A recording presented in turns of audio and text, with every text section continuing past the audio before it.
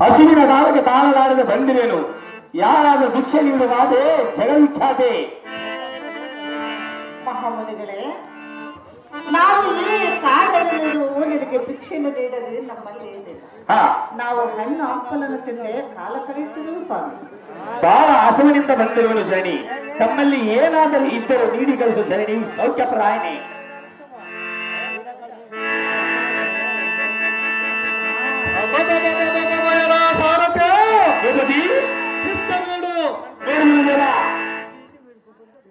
ಏನೇ ಮನ್ಮದನ ಕರಕೃತ ಕಟಾರೆಯಿಂದ ಕೆಂದು ಒಪ್ಪುವ ಸೀತಾಮಣಿಯ ನೀ ನೋಡುವನ ಈ ಭಂಡಸಾಲೆಯಲ್ಲಿ ಯಾತಕ್ಕೆ ಬಿದ್ದಿರುವಿ? ಎಂದೆಂದಾರೆಂದು ತಿಳಿದಿರುವಿ? ಸುಂದರಿಯ ಅಷ್ಟದಿಕ್ಪಾಲಕರ ಸಾಮ್ರಾಜ್ಯಕ್ಕೆ ಪಟ್ಟಾಧ್ಯಕ್ಷನು ಈ ಲೋಕ ಕಂಟಕನಾದ ರಾವಣಾಸುರನೆಂದು ತಿಳಿ.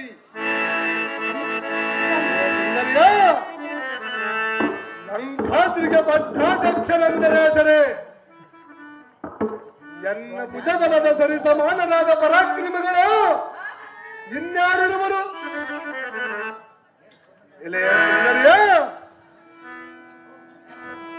ಕುಬೇರನನ್ನ ಹೊತ್ತು ಅವರಾದಿಗಳ ಮೋರೆಯನ್ನು ತಿಳಿದು ಮಿಕ್ಕುಳಿದ ದೇವತರ ಒಡರವಂತೋಡೆ ವಾಯುಗಳನ್ನು ಬಂಧಿಸಿ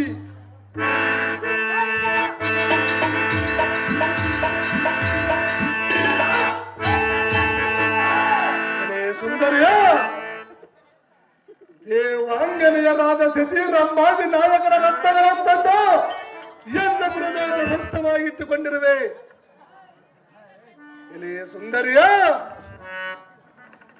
ನಿನ್ನ ಗಂಡನಾದ ಬಂಡ ರಾಮನು ತನ್ನ ರಾಜ್ಯವನ್ನು ಹೋಗಲಾಡಿಸಿಕೊಂಡ ಅಡವಿಯೊಳಗಡ ಋಷಿಗಳ ಕೂಡ ಕಾಲ ಮಕ್ಕಳೆಯುವ ಗಂಡನಾಮನಲ್ಲಿದ್ದರೆ ನೀನೇನು ಸುಖ ಪಡೆದಿ?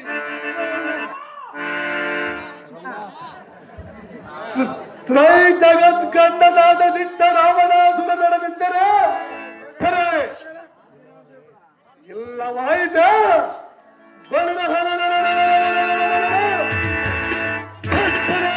ರಥಗಳಿಗೆ ಹಾಕಿಕೊಂಡು ಹೋಗುವನು ದಾರಿ ಹಿಡಿತನ ಮಾಡುವುದು ಎನ್ನ ನಂತರಿಗೆ ದಾರಿ. ಶಿವ ಶಿವ, ಎಂತಹ ಪರಿಸ್ಥಿತಿ ಬಂದಿದೆ. ನನ್ನ ಪ್ರಾಂತದ ಮಾತನ್ನು ಕೇಳಲಾರೆ ಎಂತಹ ತಪ್ಪು ಮಾಡಿದೆ. ಅಯ್ಯೋ ದೈವವೇ,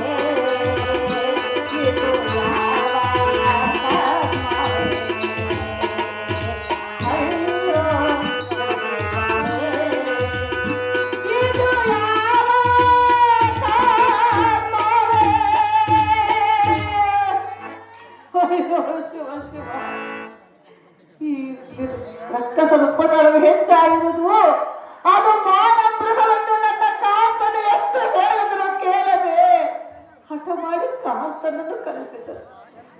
ನನ್ನ ಮೈದನದ ಲಕ್ಷ್ಮಣನು ಸಹ ಬೇಡ ತಾಯಿ ಹೋಗಲಾರದೆಂದರೆ ಬಿಡುನುಡಿಯಿಂದ ದುಡಿದು ಮೈದನನ್ನು ಕರೆಸಿಕೊಟ್ಟರು.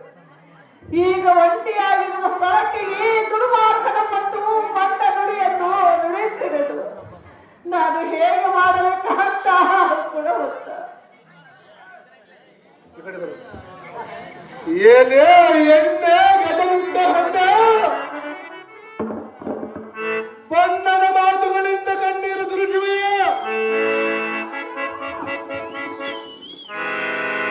ಮಂದ ಮತಿಗಳಾದ ಇಂದ್ರಾದಿಸುರ ಸಂದೋಹದಲ್ಲಿ ತಮ್ಮೈದು ಕೂಡಿಸುವೆ.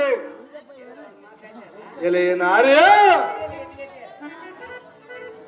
ಭುಗಿಲ್ಲಂಬ ದೋಷಗಳ ಕಾಲದಿಂದ ಅವನ ಶಕ್ತಿಯನ್ನು ಕುಟ್ಟಿ ಶ್ರೇಷ್ಠತನದಿಂದ ಬರೆಯುವ ಪ್ರಾಣವಂತವನಿಗೆ ತಾಡಬೇಕೆಂದು ರಾಮನಂತೆ ಎಂತ ಮಾತು ಕೇಳುವ